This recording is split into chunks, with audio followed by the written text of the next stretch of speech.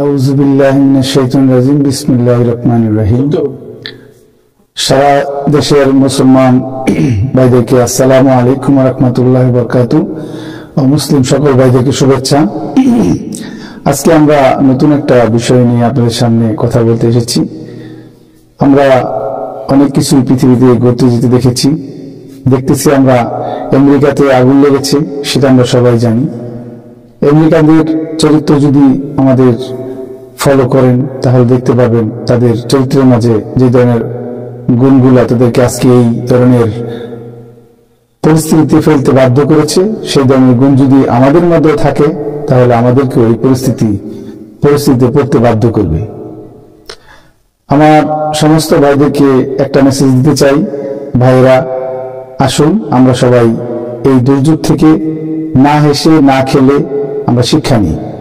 আমরা আমাদের চরিত্রকে আমরা উজ্জ্বল করি, আমরা আমাদের দোষ ত্রুটিগুলো জেরে ফেলে দিই। আমাদের যদি দোষ ত্রুটিগুলো আমরা ফেলে না দিতে পারি তাহলে সামনে আমাদের পরিস্থিতি যে ভালো হবে এরকম না। ছোট ছোট অনেক আগুনই আমাদের দেশে ধরতেছে, আমরা দেখতে পাচ্ছি। এই আগুন যে বড় আকার ধারণ করবে না তার কোনো গ্যারান্টি নেই। আসুন আমরা শুদ্ধ হই, আসুন আমরা সবাই এরকম আমরা জবাবদিহিতামূলক জীবন গঠন করি। আমরা অতি লোভে তাঁতি নষ্ট। আজকে যারা দেখতেছেন যে অনেক মানুষ লস এঞ্জেলসে বা ক্যালিফোর্নিয়াতে বা যে আগুনের শহর পুড়ে যাচ্ছে, মানুষ বিভিন্ন অবৈধ পথে বিভিন্নভাবে অনেক অর্থকড়ি সংগ্রহ করে সেখানে বিশাল বড় বড় অট্টালিকা গড়ে তুলেছিল। এক নিমিষেই আজকে তারা পথের ফকির হয়ে গিয়েছে। তো আমি এবং আপনি আমরা যদি এই দেশের মানুষ যারা আছি তারা যদি অবৈধভাবে এরকম টাকা পয়সা ইনকাম করে যদি এরকম সম্পদ গড়িয়ে অবৈধ সম্পদ, সেই সম্পদ যে কোনো মুহূর্তে ধূলিসাৎ হয়ে যেতে পারে, নিজের জীবনটাও শেষ। তাই আসুন সবাই মিলে পরিষ্কার পরিচ্ছন্ন সুন্দর জীবন গড়ি, জবাবদিহিতামূলক জীবন গঠন করি এবং আমার আশেপাশে মানুষদেরকে খেয়াল রাখি, সবার সাথে সুন্দর আচরণ করি। যতটুকু পারা যায় নিজের সাধ্যের ভিতরে অন্যায়ের প্রতিবাদ করি এবং নিজের অন্যায় থেকে বিরত থাকি। আমার এই সুন্দর বাংলাদেশ আমাদের সবার, আপনার আমার আমাদের সবার। এই বাংলাদেশের ইঞ্চি ইঞ্চি মাটি আমাদের রক্তে কেনা। আমাদের স্বাধীনতা, আমাদের ভাই এরকম রফিক, জব্বর, সালাম, বরকত যারা অন্যায়ের বিরুদ্ধে প্রতিবাদ করতে গিয়ে এই দেশের জন্য কোনো টাকা ছাড়া কোনো দামে কোনো লোভ লালসা ছাড়া নিজের জীবনটাই বিলিয়ে দিয়েছে 1971 সালে অসংখ্য মুক্তিযোদ্ধারা এই দেশটাকে স্বাধীন করার জন্য। সেই স্বাধীন বাংলাদেশ, সেই স্বাধীন ভূখণ্ড আমাদের ততক্ষণ থাকবে যতক্ষণ আমরা নিজেদের এরকম দায়িত্ব সহকারে কাজ করতে পারবো। দেশকে ভালোবাসবো, দেশের মানুষকে ভালোবাসবো, দেশের প্রকৃতিকে ভালোবাসবো এবং দেশের প্রতিটা জিনিস, প্রতিটা সম্পদকে ভালোবাসবো। আমাদের সরকারি সম্পদ আমাদের সবার, সেই সম্পদ যেন আমাদের নষ্ট না হয়, সেই সম্পদ যেন আমরা নষ্ট না করি, সম্পদ যেন আমরা ধ্বংস করে না দিই। আমাদের সমস্ত ভাইদেরকে, দায়িত্বশীল ভাইদেরকে দায়িত্ব যে স্থান থেকে পালন করতে হবে, সবসময় খেয়াল করতে হবে আমার অঙ্গ প্রত্যঙ্গ যেরকম একজন দিয়েছে, আমার এই কাজের জবাবদিহিতা সে একজন নিবে। এই জন্য ভাই আমরা আসুন সবাই মিলে এই দেশটাকে গড়ার জন্য আমরা নিজেদের চরিত্রকে সুন্দর করি। আমরা প্রতারণা থেকে, অতি মুনাফা থেকে বেরিয়ে এসে আমরা এক ভাই আরেক ভাইকে সাহায্য করি, তাহলে সুন্দর বাংলাদেশ, সুন্দর পৃথিবী তৈরি হবে। আপনি একলাই শুধু নিলাম, একলাই শুধু সংগ্রহ করলাম, অন্যরা শুধু বুভুক্ষ থেকে গেল, এতে আপনি কোনো শান্তি পাবেন না। চারিদিকের পরিবেশ যদি সুন্দর হয়, সবাই যদি সুন্দর হয়, সবাই যদি সুন্দর আচরণের অধিকারী হয়, তাহলে আপনার পরিবেশ সুন্দর হবে। আজকে চোর চুরি কেন করে, ডাকাত কেন ডাকাতি করে, এটা আমাদেরকে, যারা আমরা এই সমাজের সচেতন মানুষ আছি তাদের কাছে আমাদের যেতে হবে, তাদেরকে জিজ্ঞাসা করতে হবে, তাদের সাথে আলাপ করতে হবে। আজকে আমাদের পুলিশ ভাইয়েরা যদি এরকম দায়িত্ব সহকারে যদি সমস্ত দায়িত্ব পালন করে তাহলে দেশে অন্যায় বন্ধ হয়ে যাবে। এরকম সামাজিক সংগঠন, এরকম সামাজিক মন্ত্রণালয় যেসব আছে, সেসব মন্ত্রণালয় তাদের দায়িত্ব যদি সঠিকভাবে পালন করে তাহলেই আমাদের এই সমস্যার সমাধান করা সম্ভব, আমার ক্ষুদ্র ব্রেনে যেটা মনে হয়। আমরা আজকে আমাদের সমস্যাগুলো শুধু এড়িয়ে যাচ্ছি। আমরা দেখতেছি রাস্তাঘাটে বাচ্চারা গাম খাচ্ছে, কিন্তু আমরা তাদের ব্যাপারে কোনো ধরনের কোনো পদক্ষেপ নিচ্ছি না।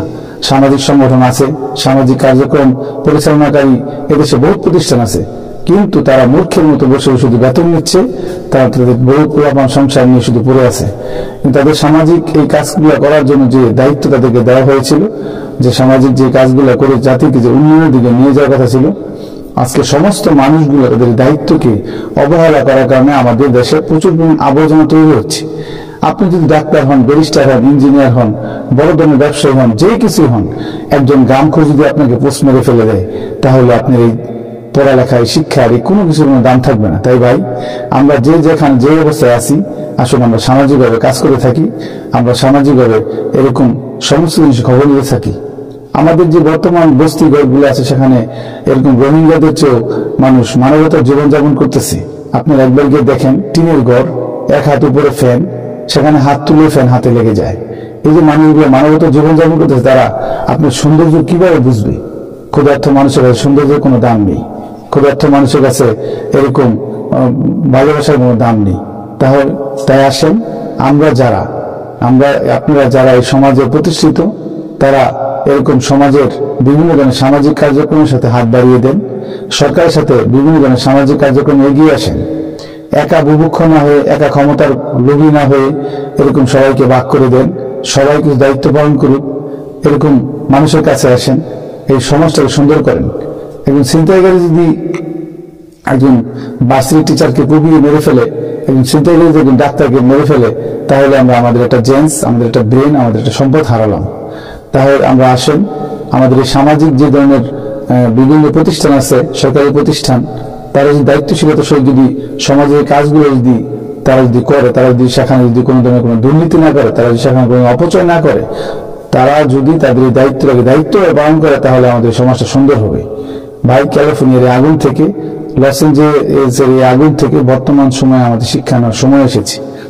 আমরা যদি সেখান থেকে শিক্ষা না নেই, তাহলে আসমানের মালিক মহান রব আমাদেরকে ছাড় দিবে না। কারণ তার কাছে সবার আগে হলো মানুষ, মানুষের পরে তার কাছে ইমান, দায়িত্ব জ্ঞান।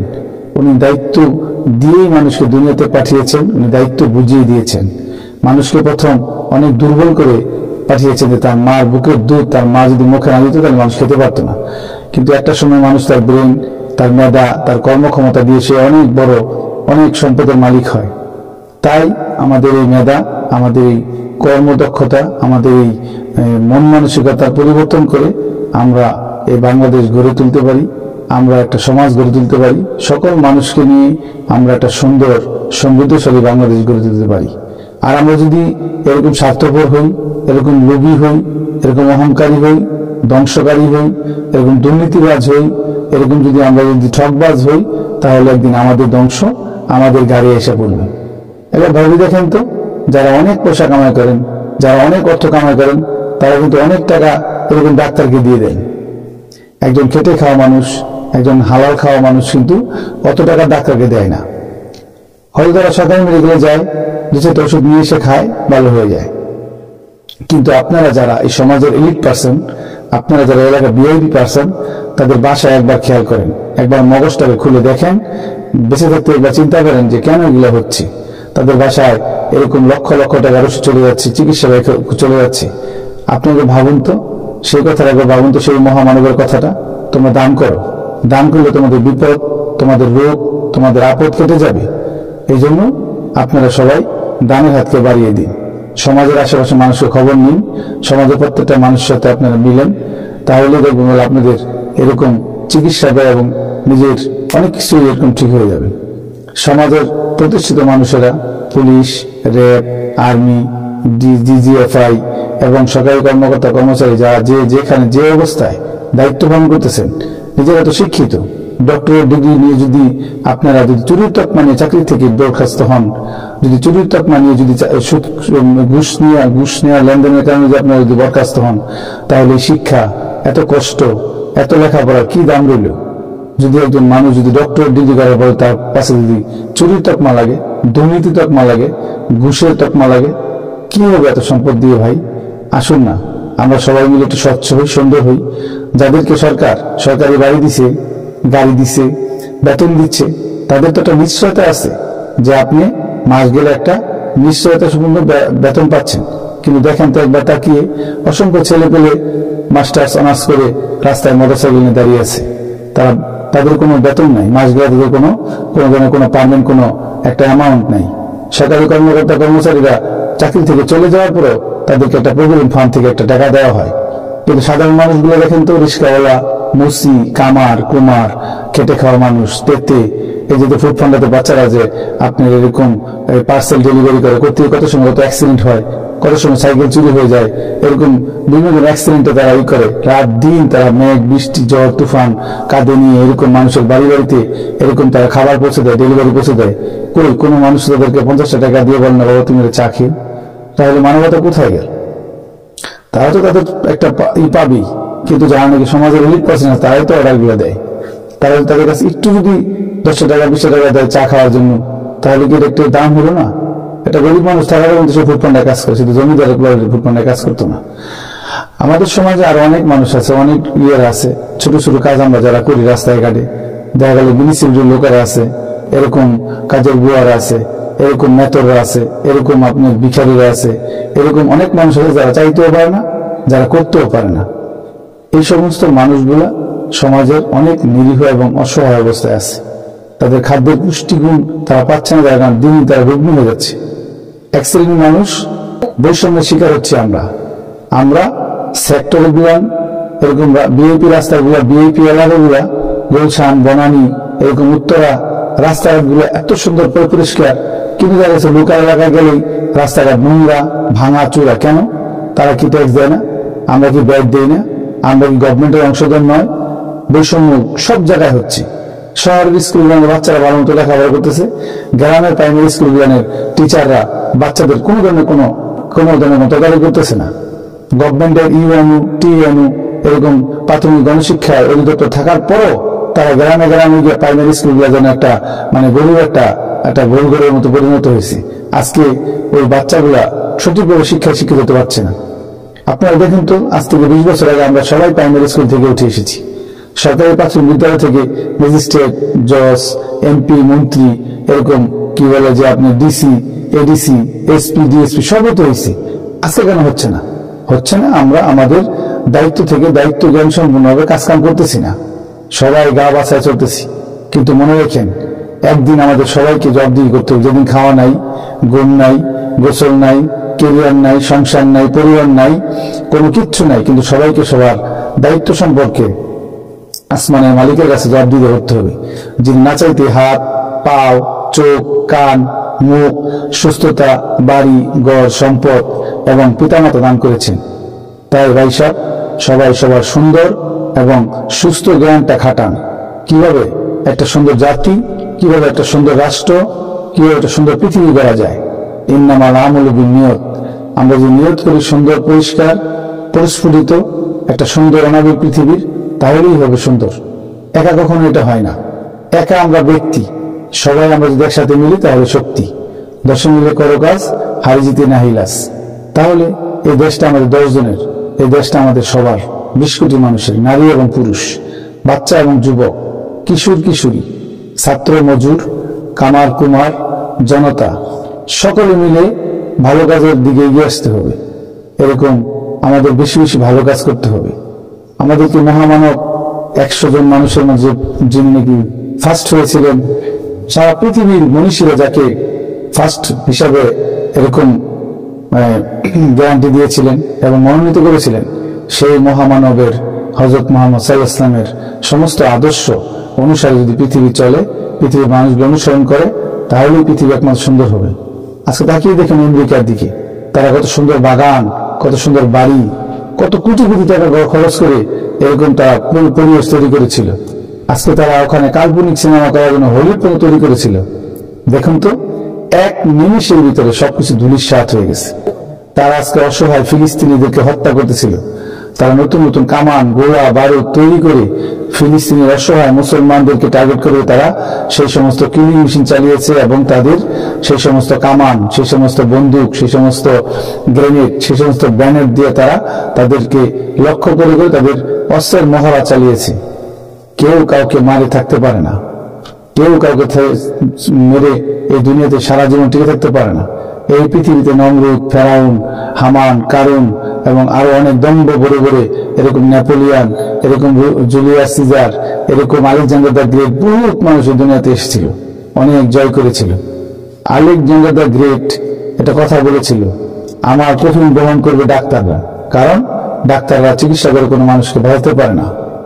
আমার কফিন যখন তোমরা নিয়ে যাবে তখন হাত দুটা বাইরে ঝুলিয়ে দিবে, কারণ আমার এই পৃথিবীতে প্রচুর সম্পদ আমি কামাই করেছি। 33 বছর বয়সে আলেকজান্ডার দ্য গ্রেট এই দুনিয়ার অর্ধেক জয় করে চলে গেছেন, কেউ কেউ বলেন পুরোটা জয় করেছিলেন। সেই আলেকজান্ডার দ্য গ্রেট উনি বলেছেন, আমার 2 হাত তোমরা বাইরে ঝুলিয়ে দিবে, কারণ আমি যখন চলে গিয়েছিলাম তখন আমার 2 হাত ছিল ফাঁকা, আর আমার কফিন যে রাস্তাতে যাবে সেই রাস্তায় তোমরা স্বর্ণ মুদ্রা ছিটিয়ে দিবে, কারণ এই স্বর্ণ মুদ্রার জন্য আমি হাজার হাজার লক্ষ লক্ষ মানুষকে হত্যা করেছি, রক্তের দরিয়া বয়ে দিয়েছি এই জমিনে। এই আলেকজান্ডার দ্য গ্রেট আজকে দুনিয়াতে নেই, নেপোলিয়ান নেই, সক্রেটিস নেই, এরকম অলি আল্লাহ নেই, আবু বকর নেই, উমর নেই, ওসমান নেই, এরকম অনেক বড় বড় বীরেরা নেই, এরকম অনেক বড় বড় রাজ্য জয়ীরা নেই, আজকে অনেকেই নেই। এরকম আমরা একদিন থাকবো না, কিন্তু আমাদের কর্ম থেকে যাবে পিছনে। যারা আজকে এরকম স্বৈরাচারী করবে, যারা আজকে এরকম দুষ্কৃতিকারী থেকে শিক্ষা নেবে না, তার রাস্তাগুলো নিক্ষিপ্ত হবে। আর যারা শিক্ষা নিয়ে এরকম সুন্দর সমাজ গঠনের জন্য সামনে এগিয়ে আসবে, তাদের রাস্তা পরিষ্কার হয়ে যাবে, তাদের অন্তর পরিষ্কার হয়ে যাবে, তারা বিছানায় শুলে ঘুম আসবে, তারা খানা খেলে হজম হবে, তারা এরকম রাস্তায় চললেও সম্মান পাবে। আর যারা শুধু নিজের দুনিয়াকে নিয়ে পড়ে থাকবে, শুধু নিজেকে নিয়ে পড়ে থাকবে, তারা একটা মানসিক রোগী হিসাবে দুনিয়াতে বেঁচে থাকবে। পরিশেষে বলতে চাই, আমরা সবাই মানুষ, আগে আমরা আসেন সব মানুষকে সবাই ভালোবাসি গাছকে, প্রকৃতিকে এবং পশু পাখিকে, যারা আমাদের কোনো ক্ষতি করে না। এরকম প্রত্যেকটা জিনিসের প্রতি ভালোবাসা বিলিয়ে দিতে হবে এবং দায়িত্ব নিয়ে কাজ করতে হবে। আমরা এই সমাজে আজকে বসবাস করতেছি, আমাদের আজকে অনেক প্রাণীকুল বিলুপ্ত হয়ে যাচ্ছে আমাদের এই সমাজ থেকে। কেন বিলুপ্ত হয়ে যাচ্ছে?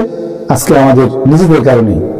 আমি একটা কথা বলি ভাই, আপনারা হয়তো অনেকে আমার সাথে একমত নাও হতে পারেন, সেটা হলো এই যে গার্মেন্টস গুলো আমরা তৈরি করেছি, এই গার্মেন্টসের পানি দিয়ে আমরা বলেছি যে গার্মেন্টস তৈরি করলে লক্ষ লক্ষ মানুষের কর্মসংস্থান হবে, হয়েছে বটে, কিন্তু আপনি দেখেন আমাদের জেলেরা যেখানে লক্ষ লক্ষ মাইল নদীর মাঝে মাছ মারতো, হাজার হাজার পরিবার চলতো, আজকে সেখানে কোনো মাছ নেই।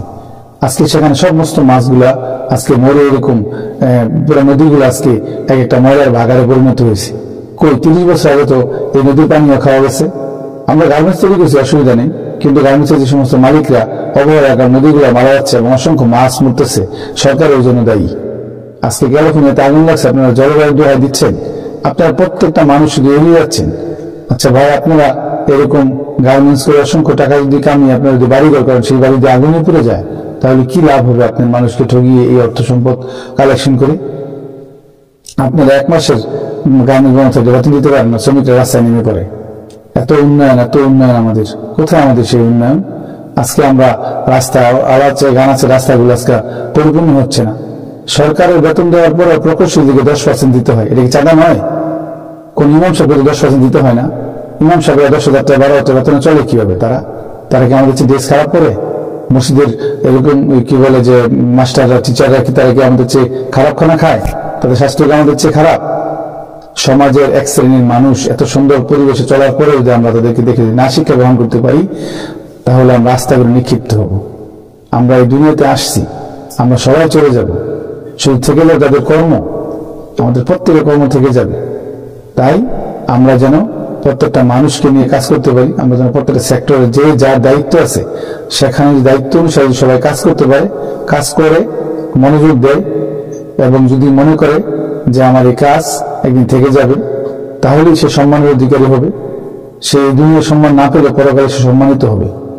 আজকে ভাইজান অনেক কথা হইলো, আমরা আজকে যদি আমাদের কথায় কোনো ভুল ত্রুটি হতে থাকে, আসলে আমরা রেশারেশি ভুলে যাই, আসলে আমরা দোষাদোষী ভুলে যাই, কারণ কেউ আমরা থাকবো না। আসলে আমরা মিলেমিশে একসাথে চলি, সবাই একটু উদারপন্থী হই, তাহলে আমাদের রাষ্ট্রটা সুন্দর হবে। না হলে আবার আমাদের ধ্বংস কিনারে চলে যেতে হবে।